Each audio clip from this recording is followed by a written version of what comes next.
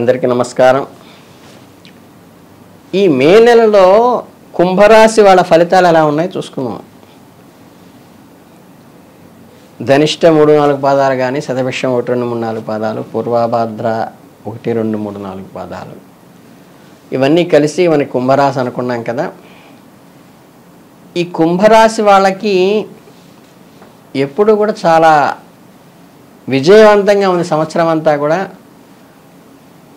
మంచిగా కష్టపడి పని చేసుకునేటువంటి వ్యవహారము, ఆ వచ్చిన సొమ్ముని లగ్జరీగా కట్టుబెట్టుకునేటువంటి వ్యవహారము ఈ సంవత్సరం అంతా బ్రహ్మాండంగా ఉంది.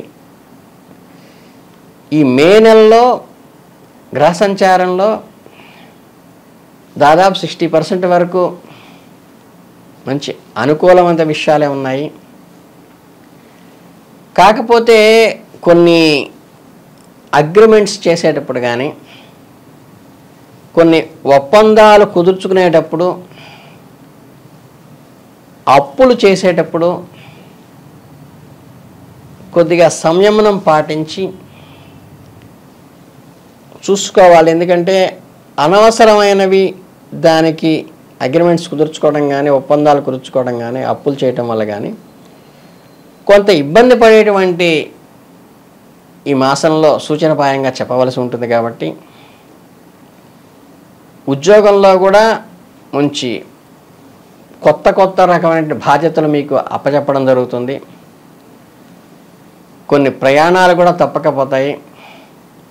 అలాగే ఇక్కడ ఒక విషయం ఏంటంటే, మనం ఏదైనా ప్రయాణాలు చేసేటప్పుడు కూడా ఇది నీడ్ బేస్డ్గా చూసుకుని ఆర్డర్ ఆఫ్ ప్రయారిటీలో ఈ ప్రయాణం మనకి ఎంతవరకు అవసరం అనేది చూసుకుని సరైన నిర్ణయం తీసుకుంటే ఆ ప్రయాణం యొక్క ఫలితాలు అద్భుతంగా ఉంటాయని చెప్పడానికి వీలవుతుంది.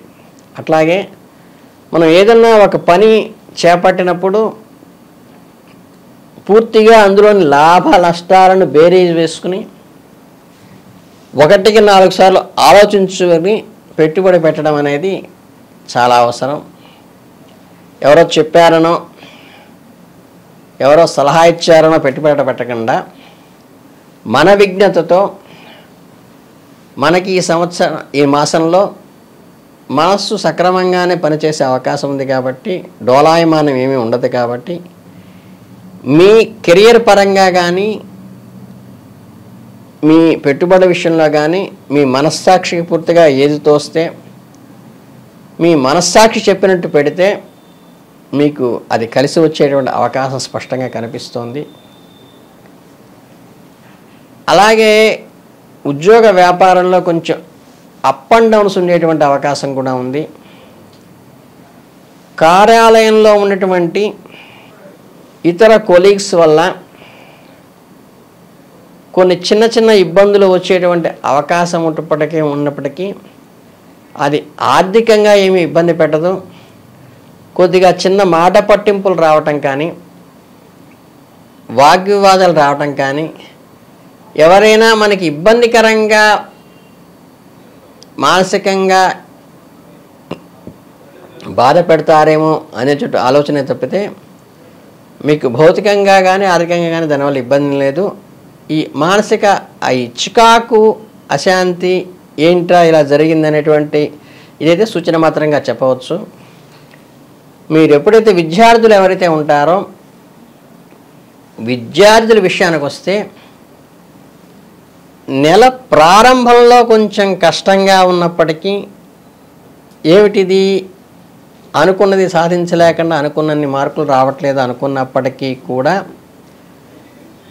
తర్వాత మీ విద్యకి కనుక సరైన సమయం కేటాయించి కష్టపడి చేయటం వల్ల, చుట్టుపక్కల ఉన్నటువంటి ఆటంకాలను మనం డైవర్ట్ చేసే ఏవైతే వాటిని తొలగించుకోవటం వల్ల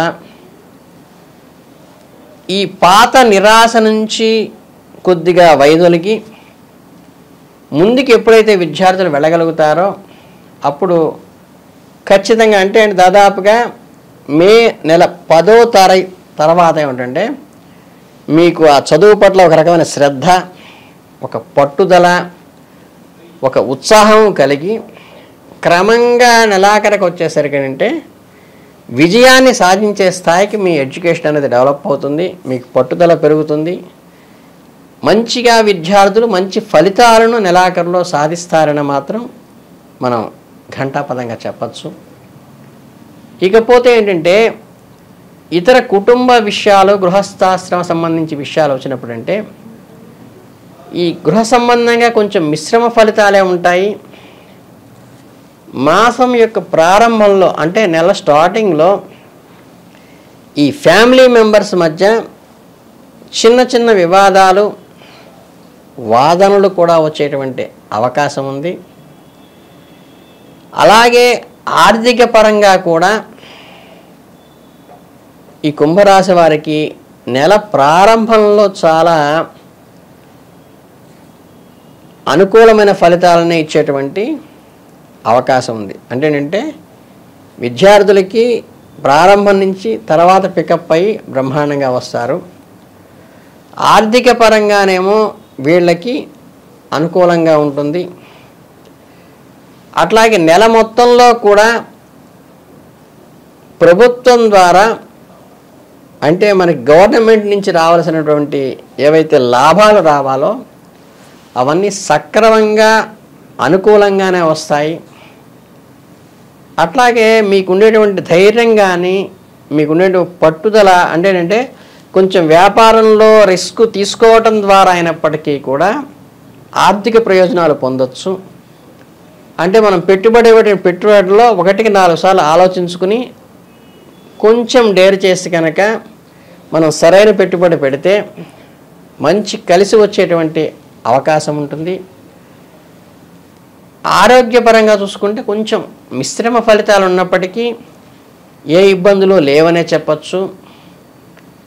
మాస ప్రారంభంలో ఆరోగ్యాన్ని స్టేబుల్గా ఉంచుకోవడానికి తాపత్రయపడాలి.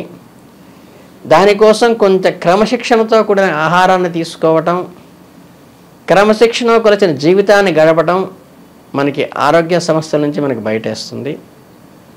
ఇక మాసం చివరికి వచ్చేసరికి ఏమవుతుందంటే మీరు అనుకున్నటువంటి ప్రయత్నాలన్నీ ఫలించి ఒక ఆధ్యాత్మికంగా ఒక క్షేత్ర దర్శనాన్ని చేయటము, ఒక స్వామి అనుగ్రహాన్ని కూడా పొందటము, ఈ ముందు 10వ తారీఖు లోపల జరిగిన అపజయాల నుంచి బయటకు వచ్చి విజయాన్ని సాధించటము, మీ స్వయం కృషితో పట్టుదలతో క్రమేపీ విజయాన్ని సాధిస్తూ ఒక స్థిరత్వాన్ని పొందేటువంటి అవకాశం కూడా మీకు కలుగుతుంది.